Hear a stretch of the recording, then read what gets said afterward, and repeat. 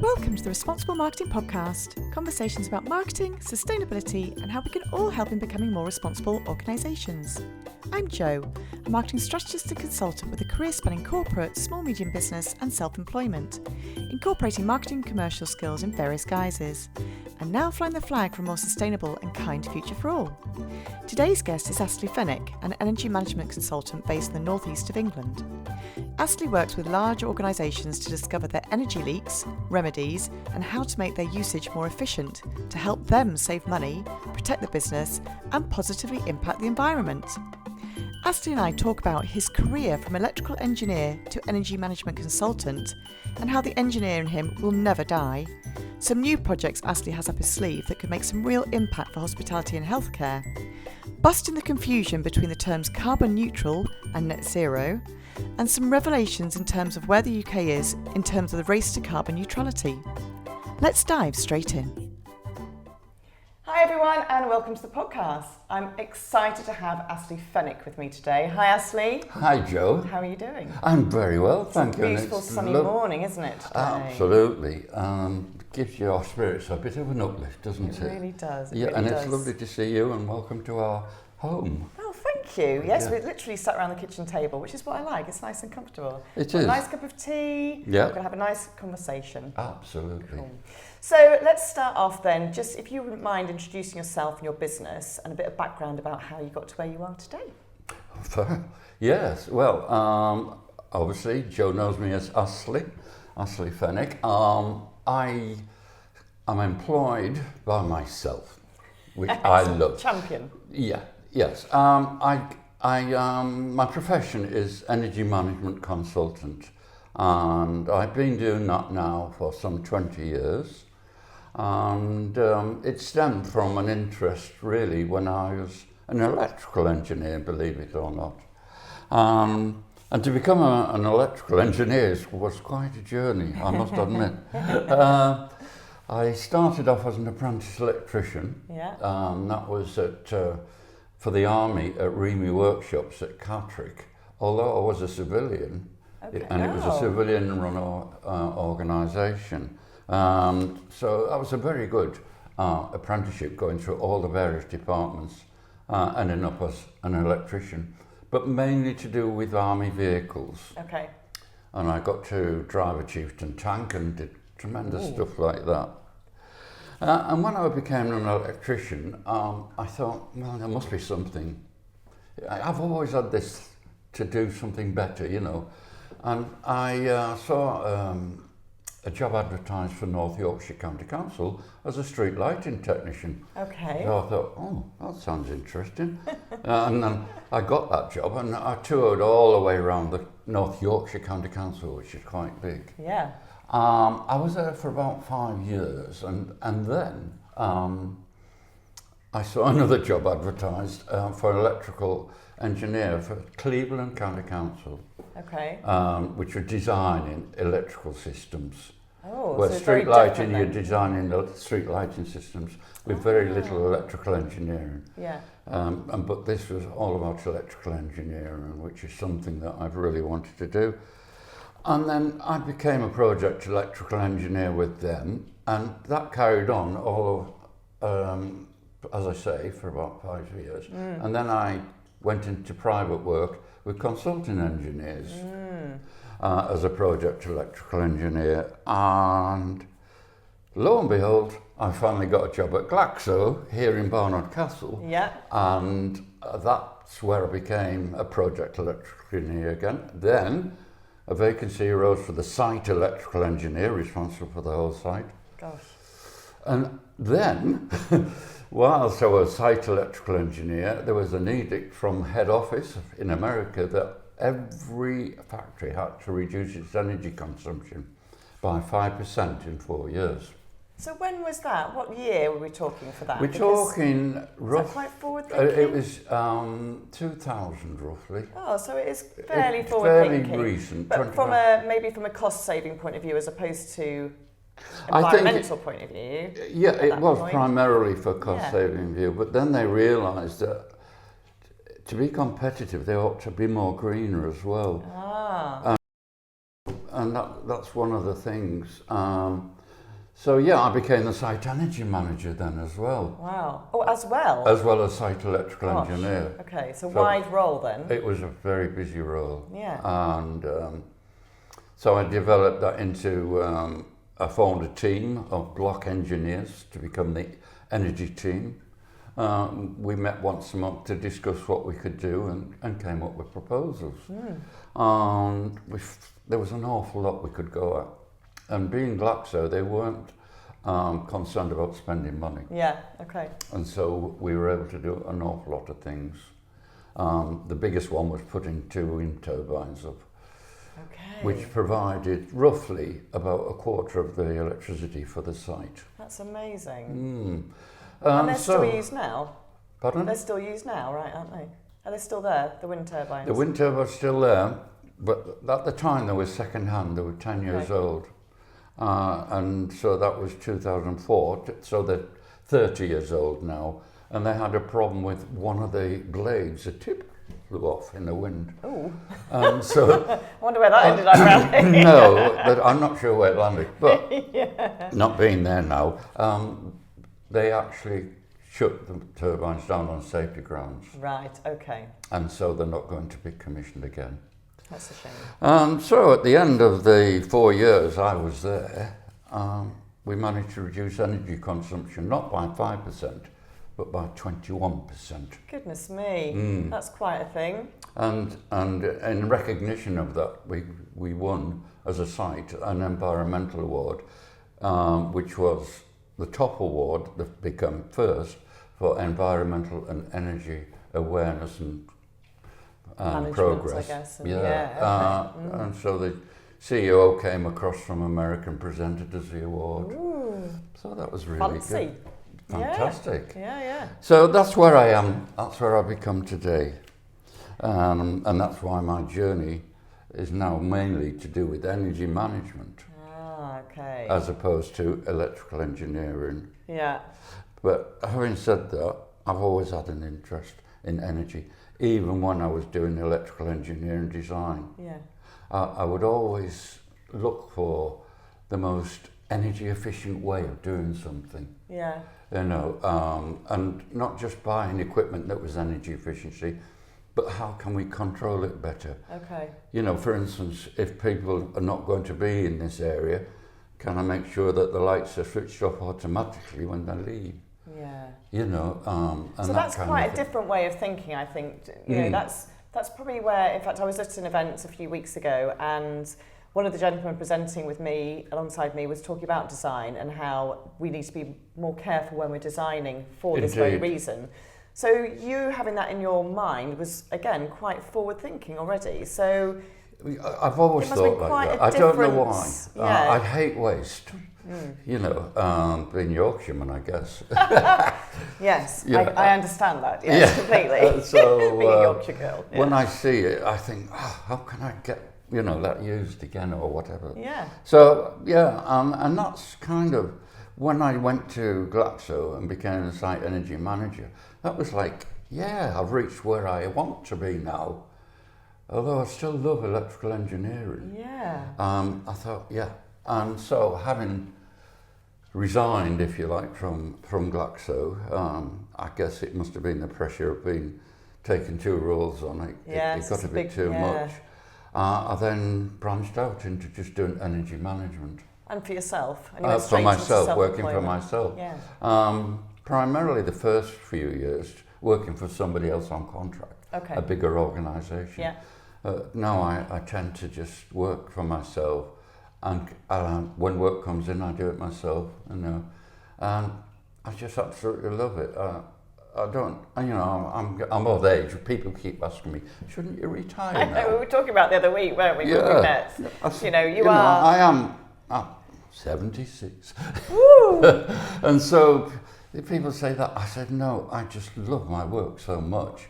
And it keeps the grey cells going as well. Exactly right. Yeah, exactly right. Yeah, so obviously energy management and usage has always been something that you've been aware of, concerned with, promoting. Why do you think it's important for organisations to adopt that, irrelevant of whether they're big corporates, smaller, medium businesses, whether they're kind of charities, private sector, whatever. You know, for you, it's a blanket, you know, that everyone should be thinking about this. Is that indeed. correct? And it's just getting that ethos, if that's the right word, out there. And I think people are becoming more aware of it now because the climate change, however your thoughts are on that, It's true. Yeah. you know, has made people think a lot more about how much carbon they're producing. But for businesses, I think the first priority to save energy is to save money. Yeah. You know, Has to be. save money, and if you're saving money, you're saving your overheads. You've got a little bit more to invest, and you can pay your staff a bit more, perhaps. But it depends on how much you save. Yeah. So that to me is a message. You know, look, you're wasting money here. I go into places they don't realise that they're wasting money. You know, and it's an important thing, isn't it? Right. I mean, even if you think about the circumstances now, with obviously we've had kind of utilities going up and cost of living going up and everything else. So you'd think, in some ways, businesses would be jumping at the chance to do that. But I know, I mean, there are some very proactive organisations, and I'm well aware of that. But like you say, there are also other organisations who just think it's too expensive to even look into doing something like that, and Indeed. yet it doesn't have to be expensive. it doesn't. No. And the give back in the end, like you say, could be more than them keeping themselves floating above water right now. Indeed, Joe. Yeah. And in fact, I can guarantee, and I know it's a strong statement, that if I go into any establishment, I can save at least 10% on their energy consumption. Well, and you've got that on your website, haven't you? I am going to put that on my website when it's updated. And for the last 10 audits that I carried out, I did check what my recommendations would lead to in terms of savings. And it comes out at 15% average. Average, right. Average. So some way more than that. Yeah. Yeah. Excuse me. Yeah. Yeah, so that's the primary reason, is to save money. The second is because there is a lot of government edicts now saying you have to reduce carbon. And so reducing your energy reduces the carbon emissions that you are responsible for. And large companies, for instance, over 250 employees, have to produce within their financial statement every year their carbon reporting. Yeah. It's called simplified carbon reporting. Not that simple, though, actually. It's not that simple. Whether they say simplified, I don't know. But, I don't know either. you know, you can't do it as an organisation. You need external help. Yeah. Which I'm quite happy to do. Well, and here we have one. Sounds like some sort of animal then, I didn't mean that. But here we have a resource that's quite... And then thirdly, within the reasons to reduce energy, I think it's good for staff morale. Oh, okay. Yeah, because they can see that their company they're working for is looking to preserve, if you like, the environment. And they can sometimes be involved as well, because the organisations that I do audits for sometimes have energy champions. And these are normal staff members who, with their own free time, will look around at how energy is being used, and why it's being used, and suggest ways of reducing that energy consumption. So I guess it demonstrates a care factor then, It's from a care factor. leadership point of view and everything the else. leadership, and it's just very importantly, it all depends on the people at the top. Yeah, it does. You know, and I find this every time that I go to somebody and I say, how do you monitor your energy usage? I don't know really, I don't think we do. We look at the bills every month to make sure we can afford them.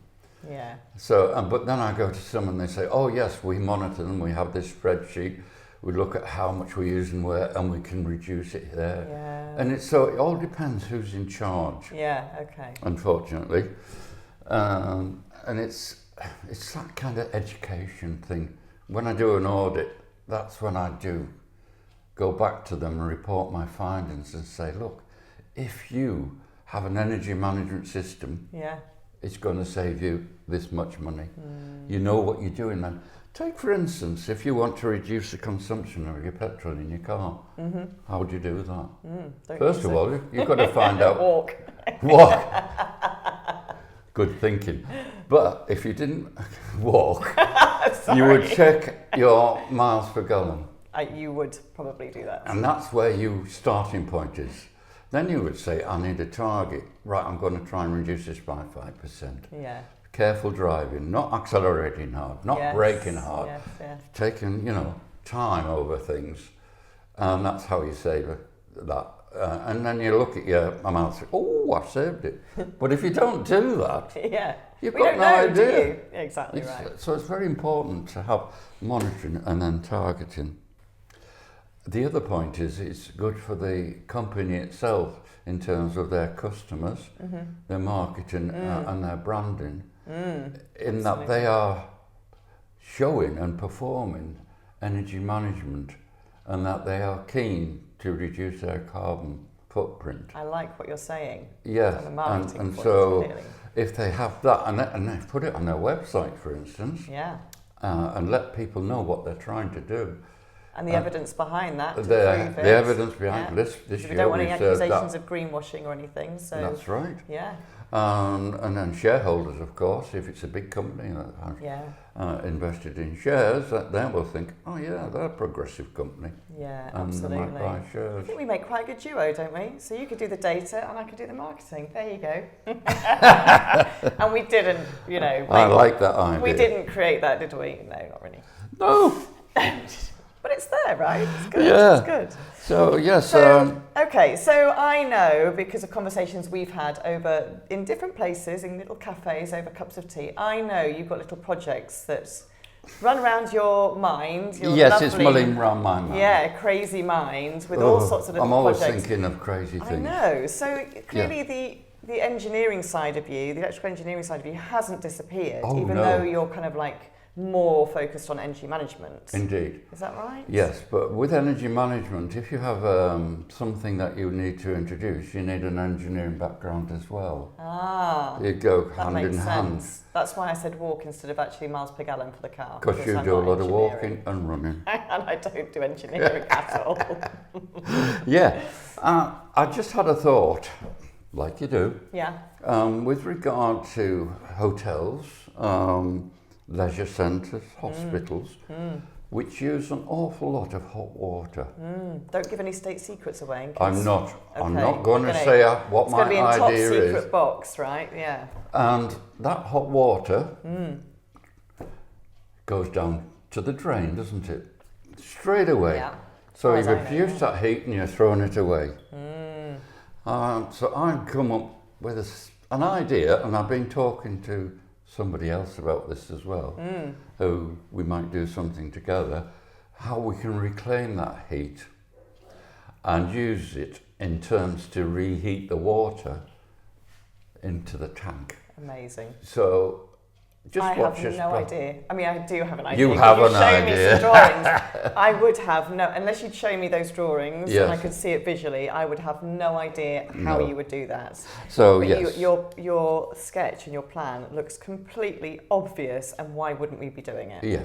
To me. Yeah, I'm sure there'll be lots of barriers to cost and everything else. Yeah. But it makes complete sense. Yeah. Obviously, we know about the Energy Managers Association, which I'm a member of. Yes. I've got them on board as well.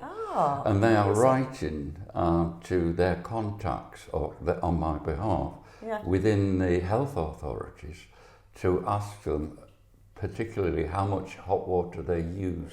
And then I can backtrack and see the viability based on that, if you know. That sounds amazing. Yeah, so that's kind of like business case interrogation that's where I'm going with that one. Yes, it is. It's proper interrogation. I'm trying to gather some evidence so that it can back up what I'm saying. Amazing. Yeah. How exciting. So how long, I mean, when you say you're talking to somebody, is this going to be something in the next 5 or 10 years? Or is it going to be something maybe in the next 6 to 12 months? I would hopefully within the next 5 years. Oh, yeah. So you can't retire, clearly, because we need you here to do this and nothing else. So you can't retire and go anywhere. No, I can't. I don't want, as I say, fine. Joe, I don't want to retire. I know you don't. Yeah. So what I found really interesting that when you talk and about your website and things like that and LinkedIn, that you talk, you state you want to promote energy management and consumption before the use of renewable tech or renewable energy is considered. So I would think that would be quite a good sell-in to say, yes, you need LED lights or solar panels or whatever, but you don't want to go there first. Well, LED lights, yes, because that's not renewable energy. Oh, okay. Yeah. Okay, but it's I'm safe talking energy. about solar panels. Okay, so you tell me where the bridge is between those two then. Okay, yeah. Well, renewable energy is taking something from the Earth's resources to make energy. And so you've got wind and you've got solar. You could have hydro. Yeah. You could have tidal. You could have geothermal, where you get the heat from the ground, especially in Iceland, where they're living on volcanic, whatever it is. Yes. You know, and they use geothermal quite a lot. Okay. But my reason behind that statement is that if you have a bucket full of water and you want to keep that bucket full of water and it develops a leak, you've got to keep topping it up, haven't you? Yeah. Okay, well, first of all, if you put renewable energy there, which is the symbolic water, and you keep topping it up with renewable energy water, you've paid all that money for this technology just to keep topping the bucket up. Get the bucket leak first sorted. Right. You know? So plug the Don't waste energy. Yes. Sort your energy consumption energy first, so you're not wasting any at all, which is highly unlikely, but minimizing the waste. Yeah. Then look at renewable energy, and then you're getting all that energy into your business, and therefore you're not using that on wasted energy. Yeah, and that's where the auditing comes in. So that's where my auditing comes in. Because then you can tell people kind of where their energy is being used most, where the leaks are maybe or whatever. Yeah. And then, so that actually isn't a massive cost to the business to do that, to find out where their gaps are or where their leaks are for energy usage. And the costs come when you start putting solar panels on or something like that, maybe. Yeah. And the other thing is that if you get rid of the waste, and then your bills come down, or your usage comes down, sorry. Yes. You don't need as bigger plant of renewable energy, so you're saving money in purchasing. Do you know what I mean? Double whammy. A double whammy. Yeah. Yeah. Very so that's why I always advocate energy management first, then look at renewable energy. And I think there's a lot to be said, and I know you work with a mix of size of business, but generally you work with big businesses, don't you? Like large employee levels of business. But I think there's a lot of SMEs who probably also need to consider this because, you know, when you said about the financial directive, as in they've got to report 250 employees over, there is legislation coming out, and to be fair, it was meant to be out in February and it's still not out. So, you know, who knows? Maybe it's February 26th it'll come out. Yeah. But you know, there is directive for SMEs to start reporting as well, and that's what I've been trying to communicate to businesses and organisations to say that you are going to have to report. Yes. And actually, for you to get in a position now where you know your data, you know where your energy waste leaks are, all that kind of stuff, and you're putting things in place to correct that, then actually you're in a way better place. Not just from a cost savings point of view, but also, like you said, a brand reputation, the communication, the legislative requirements, even your supply chain, whatever that might be. Indeed. It's a much better place to be in. Indeed. The supply chain is quite important as well. Yeah. Because people now use companies that are more greener. Absolutely. You know, because not with trying to get too technical. When you do carbon reporting, there are 3 categories. Yes. We have talked about this in previous episodes. Yeah, so category 1, category 2, category 3. Yeah, scope 1. Category 1 is what you produce on your site. Yeah.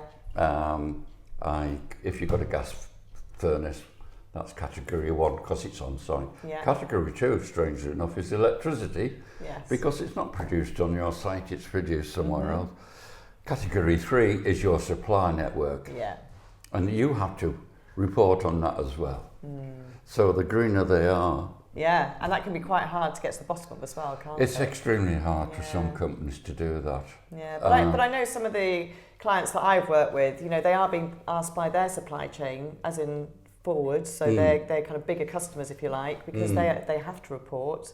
So they're starting to come, probably the last, well, I'd say 2 years actually, I've been doing some work with one of my clients, and every year we go back to the reporting, we review obviously the progress, and we put the plans, you know, we dictate about the plans that we're going to put in place, blah, blah, blah. And that has been, quite an eye-opener for me, that actually people are now requesting that from smaller businesses. Exactly, yeah.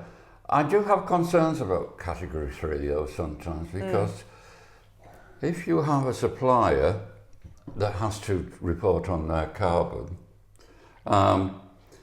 they have, within that area is all their activities, transport, whatever, manufacturing, etc. And then they're supplying to somebody who has to do the same. Yes. And their category 3 is that supply chain. And I think, well, haven't they already reported that? Technically, yes. And I've written to the Department of the Environment about this. I'm sure they I've got love you. nothing, no response whatsoever. Well, if they're listening to this podcast, please get in touch with Astley. Because he's asking questions and you're not answering, which is frustrating, isn't it? It's so frustrating. Maybe we could start a little campaign between us, I think. So, yeah. I think that's a good idea, Joe. Yeah. So you mentioned about LED lighting, obviously from a renewable, from putting resources in that can help with that. With reducing energy. Reducing energy usage. Yeah. But we're not just talking lighting, because I mean that's a bit of a go-to, and it's a bit, I don't know, it's a bit like it's old people. When you say, we've done what are you lighting. doing about energy management? Oh, we put new lights in LED. Yeah. And what else? Oh, nothing, just that. Yeah, which is great. It's a good start. It is a good start because they are 50% more, more efficient than fluorescence. There's lots more. But you're talking here, and again, you're working with big kind of like construction, manufacturing. So I'm just picking up things that I've read about. You know, I've been like doing my research, but about air compression systems. Yeah. HVAC, which is air conditioning units, right? HVAC stands for heating, ventilating and air conditioning. Okay, there we go. Yeah. And also just big machinery. Big production equipment. So manufacturing equipment. Yeah. So and that can be, so when you go and talk to somebody about that level of equipment, I mean, that could be quite costly for them to change machinery, or is it something you can go, again, from your electrical engineering background to say, actually, if you tweaked this, or you asked the machine manufacturer to tweak this or send this part or, I don't know, do whatever. Or even maybe just come and audit the machine to make it more efficient. Can you do that? I don't know. Absolutely, you Is can. that kind of stuff you would And that's the kind of thing that I do when I do my audit. Ah, okay. I look at their equipment and, but my main focus, as you rightly say, is manufacturing. Yes. And I've got a passion that manufacturing is the backbone of this country, and it doesn't get enough support from the government. Never has done, unless it's a government manufacturing facility, of course. Yes. Then they get all the help they want. But that's beside the point. Yes, Joe. With any big manufacturing area, there is a production line, for instance. You know, where you have motors, you have heaters. You have welders and all that, and I look at all that equipment and I say to myself, how is that working? Okay, why is it doing that? When is it doing that? Yeah. And what else can we do to improve it? You know, just getting all the data is the important thing, and looking at that data. One of the biggest things I looked at recently was a metal fabrication plant, where they make brackets or whatever out of bare metal and then welded, and then finally the last one is where it goes and gets painted. Okay. And the modern method for paint drying Yes. is a huge oven, Yeah. furnace, and a little track going through, so the bits on go through. And I noticed... Well, I'm just imagining it now. Go on. and then it comes out the other end. Yes. But what I was thinking was, there's a huge gas burner, you know, about 200 kilowatts, that's a lot of power. Yeah. Blowing in, then at the top of the oven was a flue with a fan going up. Yeah. So you know what I'm saying here, don't you? Hot air going in, doing its little job on its little brackets. Yes. Straight out. Straight out the atmosphere. So I said, let's put a heat exchanger. And a heat exchanger is a big box, right? That you can put on the flue going out. And what you do, the big box lets air go through it, but then air passes through it as well with a fan and goes back to the burner. Oh. So the heat going up the chimney is half of that, at least 50% is recovered. Yes. And goes back into the oven. Ah. And it's a no-brainer. Yeah. You And know. that's I mean, I say only a box, but that's putting just a bit of metal boxing in that system to then convert or to extract some of the It's recovering. heat. Heat Yes, recovering and putting it back in. to go, which otherwise would go straight. Can I up ask the a question? Because I've got my manufacturing head on now, because obviously I used to work in manufacturing. So did they have curtains on either side of this track as well? No, no. That was my first. No. It's okay though, Joe. Oh, okay. They have little fans that blow air into the oven.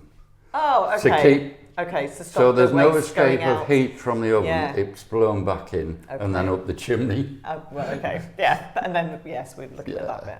And, So that was and my the other geeky bit done. Yeah, sorry about that. Yeah, go on. And the other thing I just briefly touch on is electric motors. Yes.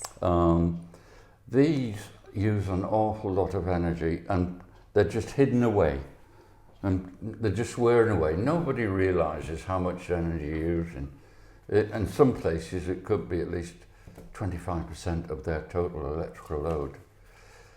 And then depending on what the motor's for, if for instance it was driving a fan in an HVAC system, an air handling, so it's blowing air through, to control the flow so you're not getting too much air through, they sometimes put a damper in.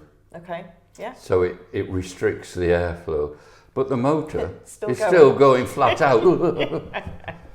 And so what you can do is install a device called a variable speed drive. Okay, that makes sense. Yeah. So all it does is reduce the speed of the fan so you can get rid of the damper. Yeah. And then just And you control the speed of the fan. control the speed of the Which would fan. be actually be sensible, wouldn't it? It is, because Joe, if you reduce the speed of a fan or motor by 20%, Yes. believe it or not, you will save 50% of its original energy. No. Indeed. Oh my goodness. So it's So what's the barrier? Why are people not doing this then? money. Money, because they think it's expensive or They it is think expensive. it's expensive, but I can show them that they can save their money back in at least in 3 years. And more. Well, I very rarely put forward a recommendation if it's going to take more than 3 years, Okay. because that's the kind of standard The that payback, that people work to. Yeah, got you. You know, so yeah, so it's just a Amazing. no-brainer, really. Fascinating. Yeah. So yeah.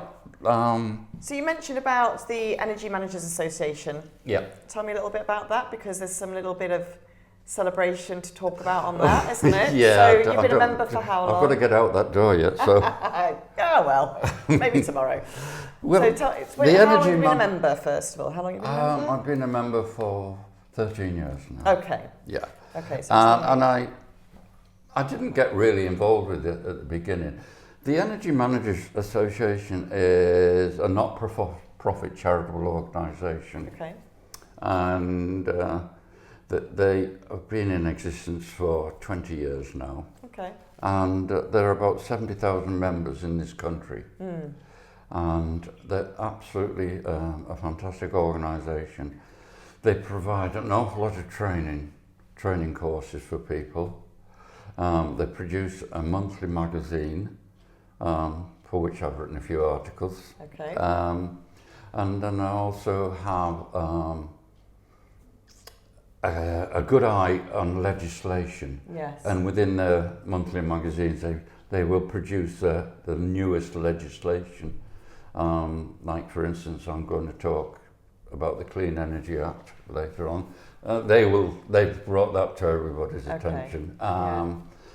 And with regard to training, I developed a package for them to do with energy champion training. Right, got you. So, we've been doing that online at the moment to about, on average, 8 to 10 people. Yeah. And it's a 3-hour online course. Yeah, substantial. And so I developed, there are about 100 PowerPoint slides on it. Oh, Astley, it's not death by PowerPoint, is it? No, I have a couple of videos in it.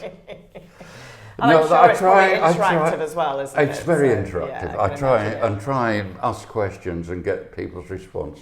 Yeah. It's difficult sometimes. Yeah. But, if you have some leading questions, like for instance, what do your company do in terms of monitoring energy? And then they've got to tell me, Yeah. And then we'd go on to monitoring and targeting as part of the course, yeah.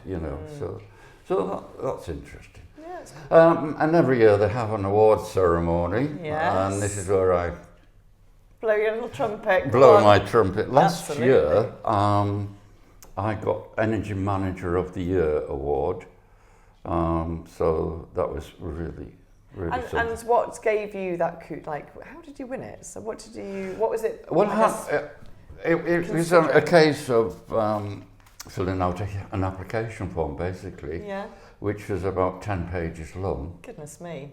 Based on, and there was about 10 different categories that I had to comment on, What were my experiences with project management? What were my experiences with dealing with board level people? And and all that kind of thing. Yeah. Do we have a proven track record of reducing energy, And then it required 2 referees, Yeah. which I got from people that I've been working with in the past. And lo and behold, And look at you now. I got it. And then not only that, I also got highly commended for an ESOS audit. ESOS stands for Energy Saving Opportunity Scheme. Okay. And you know this, of course. But my listeners Your and watchers may listeners not. won't know. Now, for any large company over 250 employees, they now have to, by law, have an energy audit every 4 years. And that's called Energy Saving Opportunity Scheme. I am a lead assessor for that. And so I can take these out and liaise with the environmental agency on people's behalf. Okay. So I've submitted a report that I'd done for a company called Hydrum Engineering in Chiltern, which is near Ferry Hill. Yeah.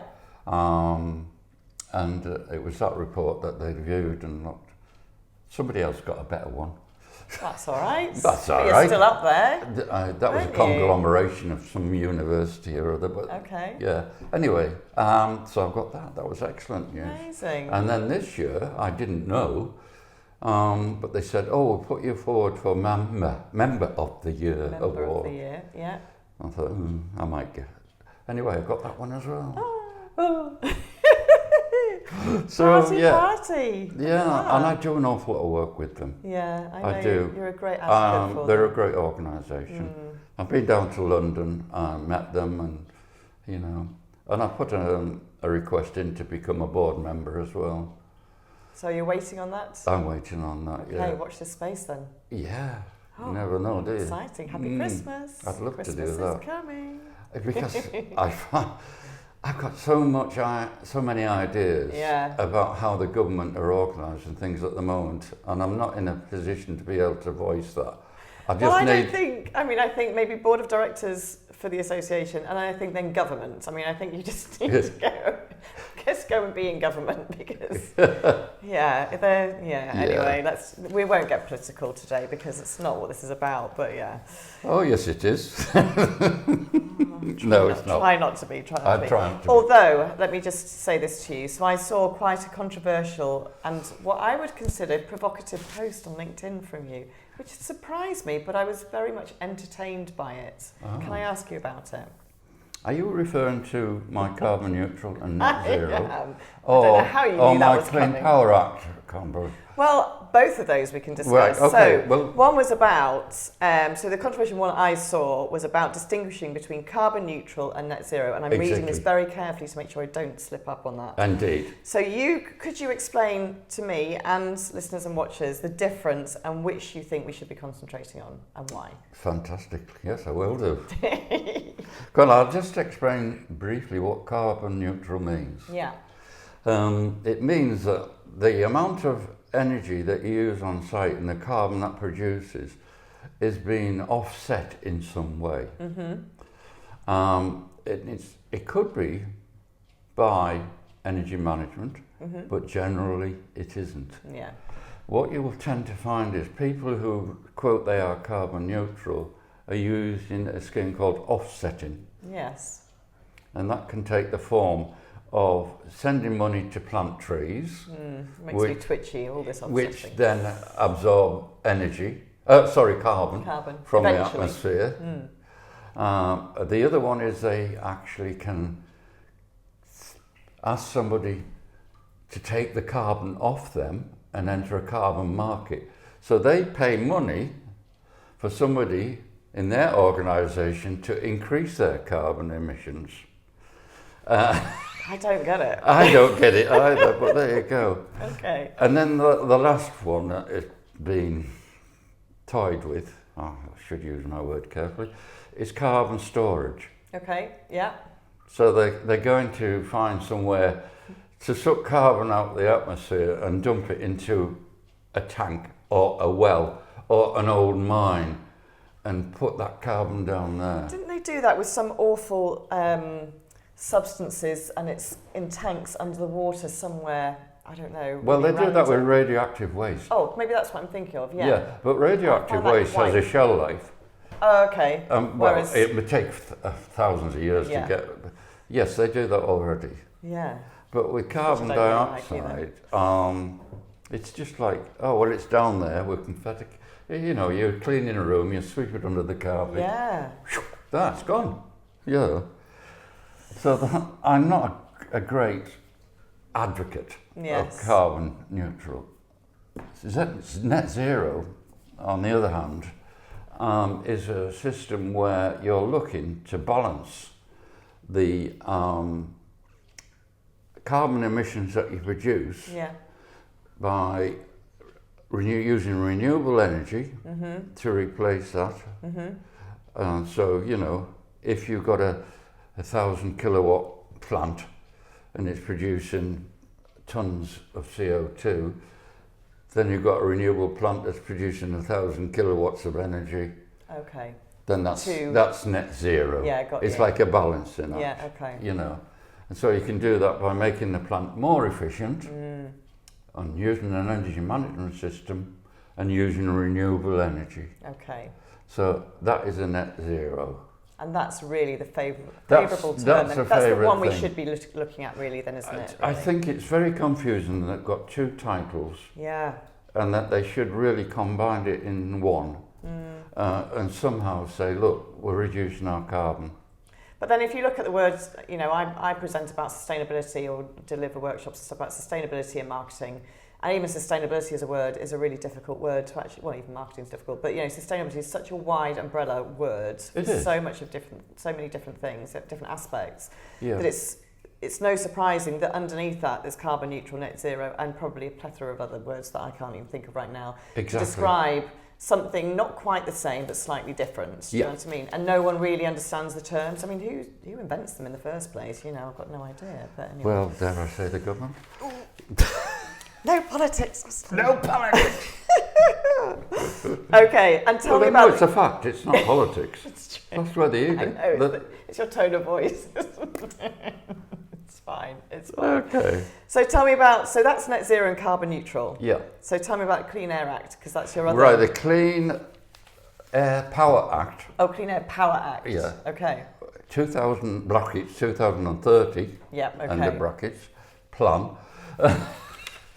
came into effect a year ago. Yeah. And the DESNES, Department of Energy, Sustainability, Energy, whatever it is. Anyway, DESNES. I can't remember off the I'll top look it of up, my I'll put it in head, the but show notes. I should know it. Yeah, it's fine. Got that many acronyms. I know, this is the confusing thing, It right? is, isn't it?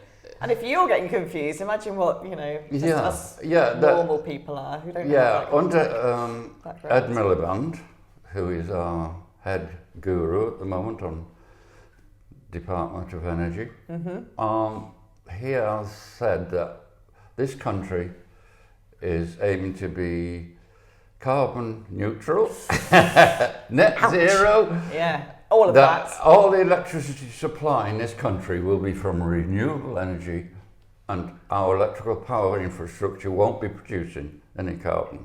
Okay. Okay. By 2030. By 2030. This action is Yes. causing the UK to pay the most expensive rate for its electricity Right. in the whole world. Oh my goodness, really? Yeah. And I've written articles about this. Yeah. They've been in papers, and I've sent them to the Energy Managers Association as well. Just to try and put things in perspective with this country, because I believe that this price of this energy is causing so much distress on our manufacturing process. Yeah, people aren't going to want to do that, are they? Yeah, it's making them less competitive. Yes. It's causing plants to close down. So I thought, let's put this in perspective. I got some information from all the government's website stuff. And as a country, the UK totally produce 0.1% carbon compared to the rest of the world. 1%, sorry. Oh, against 1%. 1%. Okay. Not Of the total global. of the total global emissions. Okay. Okay. With this, China, they produce 31%. India, 8%. Oh, okay. They're not I too thought it might bad. be more actually. For Yeah, I India, did. Because they're quite an But the USA, Oh, 11%. okay. So when you look at 1% compared, those three countries produce half. That relates to 50% of the world's emissions. And am I right in saying that those three that you've picked out, China, India and the US, none of them went to COP30 this year, is that right? I don't think anyone represented None of them went to COP30. COP30 this year. Yeah, they all decided None not of them. to And to be honest, attend. carbon emissions weren't even, well, they were discussed, Yeah, but there was not no really. resolution. No. All they talked about was providing extra finance for developing countries Yeah. so that they could produce their energy from renewable energy sources rather than burning fossil fuels. Yeah. And rather than addressing, like you say, the big numbers Yeah, that could be addressed. that could be addressed. Yeah, the blame's but back they on are the developing countries. They are countries of their own who Yeah. they are denying climate change as well. Well, yes. You know. But they see, and I think this is the kind of argument all the way round, isn't it? You know, the world still spins on money, sadly, and they don't see Absolutely. the advantage of this or the legacy that it's leaving. And like you say, irrelevant whether you believe in climate change or not, you know, there are day-to-day results of how we've treated the planet or our infrastructure or the impact we've had and all that kind of stuff. So you can't deny the impact that humans have had. It's Indeed. a shame. I think it's disappointing that It those is. bigger countries who could make, with a tiny dent in their financial advantage, Yeah. a huge impact. Now then, with regard to that 1% that the UK are responsible for, Yeah. most of it is to do with transport, buildings, what else? Yeah, transport, buildings, manufacture, agriculture, you know. Yeah. Of that amount, to produce our electrical supply in this country, only 10% of the carbon emissions of the UK are emitted for producing our electrical supply. 10%, okay. If you look at China, for instance, to produce their electricity, they emit 51% of their output, of their emissions. India produced 53%, and the good old USA produced 25%. And yet China are really forward thinking on tech for this type of thing, aren't they? So it amazes me that their emissions are so high still. I know. It's incredible because it's they're just using such a big country. They're using coal-fired power stations all the time. Okay. And China are still building coal-fired power stations, as are India. Yes. And they're building at least one a week now because they're the main production manufacturing in the world. China. Are they? What about when you go to a shop to buy something now other than groceries? Yeah. Where's it made? Oh, yes. Well, yes. I try not to have it made there, but but there are some areas of China that are very forward-thinking. So there is an area. I can't think at the top of my head, but I'll try and discover the name or the name of it again. But there is an area where where the Chinese are producing on a much more favourable, I don't want to say green, but much less emissive atmosphere or technology or whatever. They're much better. They do use renewable energy. Yeah, they do, like loads. Yeah, well, they must use 49% of renewable energy. Okay, the engineer's back. But can I just carry on with this conversation in terms of percentage? So the UK is 0.1%. Yes. Producing electricity compared to the rest of the world. Yeah. Okay. China is, if you look at their emissions, they're 31%. 51% of that is 15% of their emissions is to do with their power supply. India, if you look at that, 4.2%, and USA 2.75%. We are 0.1%, a thousandth. Yeah. The others, China is 1,500 times greater than ours. Yeah. Yet here we are racing ahead for 2030, making the most inexpensive electricity in the world. Yeah, got you. And for why? To be leaders in the world? So then, let me just ask you this to maybe conclude this part. Do we just say, no, we're not doing it anymore then? No, I don't say that. Okay. I know that was a bit of poke the bear. Yeah. No. We have a wealth of natural resources in this country, gas and oil. Yeah. And that's what used to produce our electricity prior to us abandoning coal.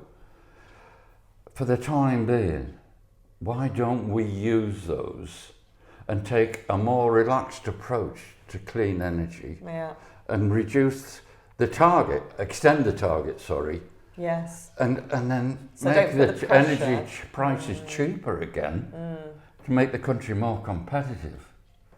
And then once we've developed this in not so much a rush, and then we can look at how we can turn down our, I mean, that's a bit of a backward turn in theory, and of course it is.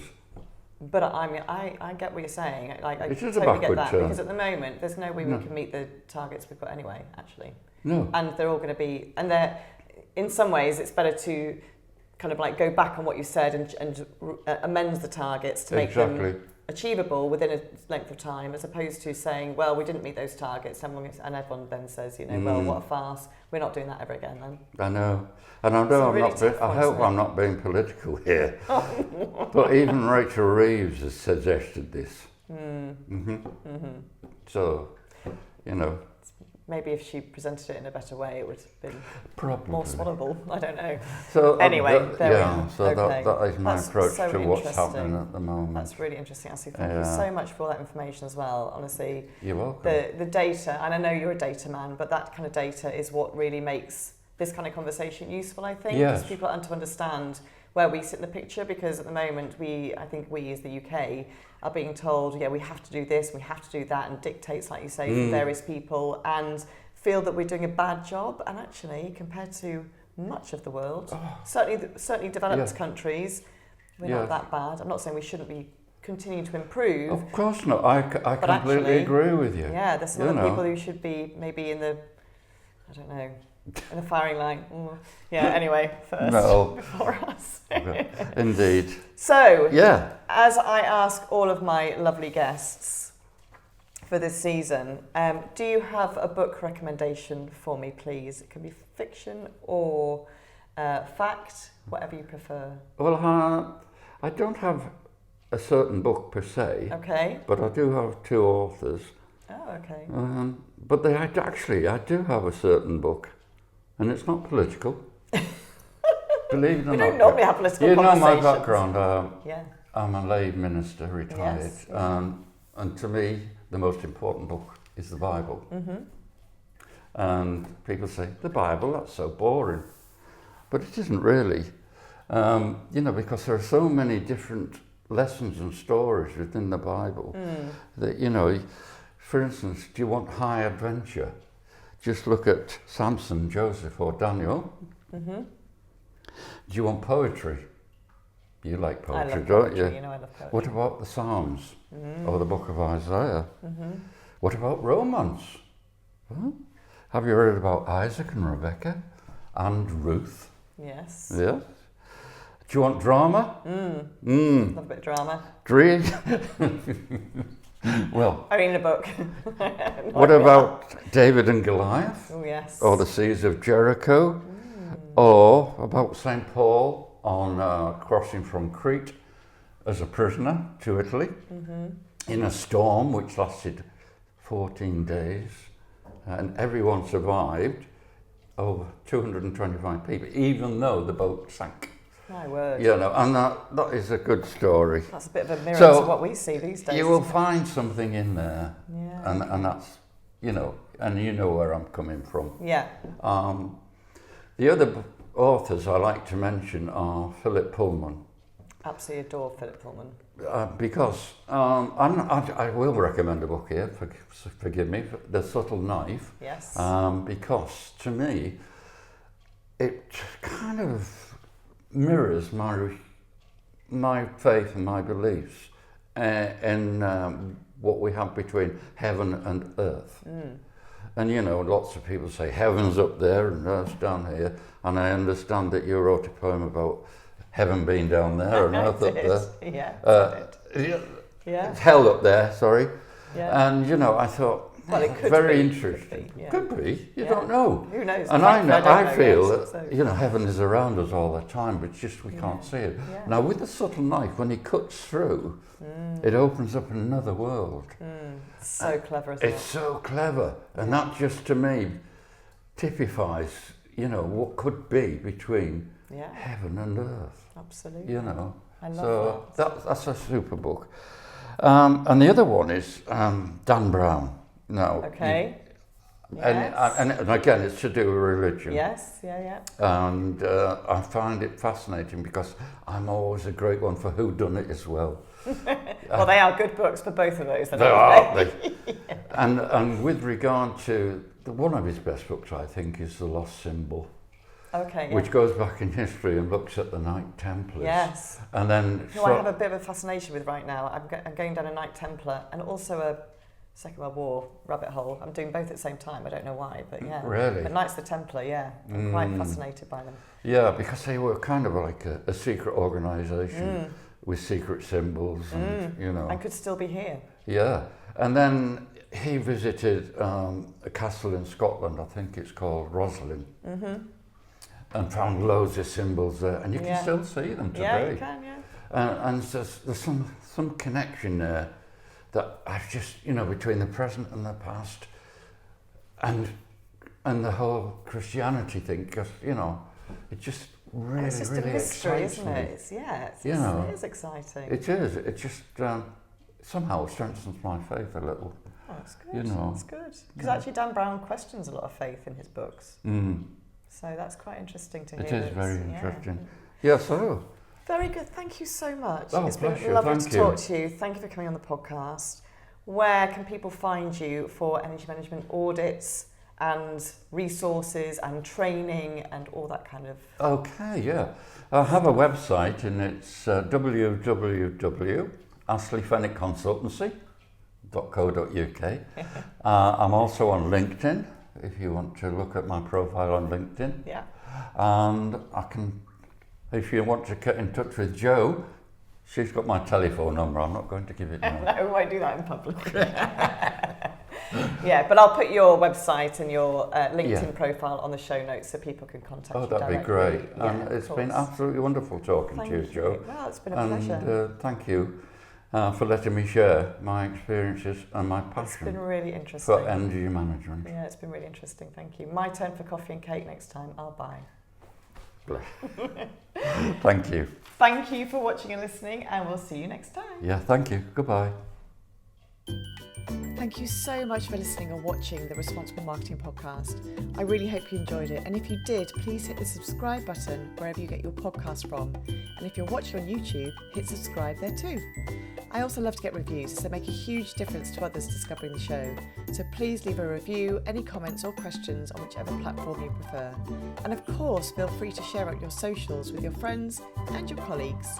If you want to contact me direct, you can email jo@jolongconsulting.com or find me on LinkedIn under my own name, Jo Long. Until next time, thanks for listening and for watching.